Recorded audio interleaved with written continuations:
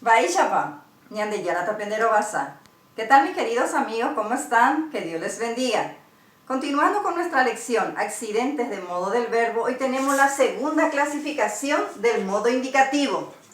Número 2, ñeere copota, significa modo volitivo. Concepto, oje shauka, oyeipotaba oiko. Oraja ñeeku ipuataba se. ¿Qué traducido quiere decir? El modo volitivo expresa el deseo de que se realice la acción. Lleva la partícula sufija tónica se. Te enviará ejemplo. El primer verbo que tenemos, wap, es un verbo oral que significa sentarse. Tenemos los pronombres personales. She, de, jae, ñande, ore, pe, jaecuera. Y las partículas de número y persona. A, re, o, ya, porque el verbo es oral. Ro, pe, o.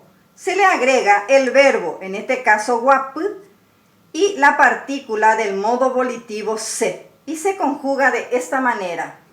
She a wap se. De re wap se. Ja e o wap se. Ñande ya wap se. Orero wap se.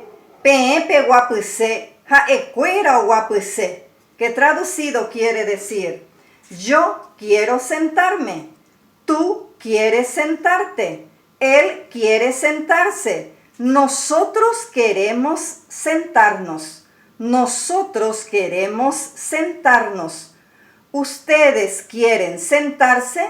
Ellos quieren sentarse. Tenemos el segundo verbo, en este caso pun-a, que es un verbo nasal que significa levantarse. Nuevamente, los pronombres personales, las partículas de número y persona, ñande, ña, porque el verbo es nasal. Luego se le agrega el verbo, en este caso pun-a, y luego la partícula del modo volitivo se. Y se conjuga así. She a pun-a se. Dere pun-a se. Ja e o pun-a se. Ñande ña pun-a se. Orero pun-a se. Pe pun-a se. Ja e cuera o pun-a se. Que traducido quiere decir: yo quiero levantarme. Tú quieres levantarte. Él quiere levantarse. Nosotros queremos levantarnos. Nosotros queremos levantarnos.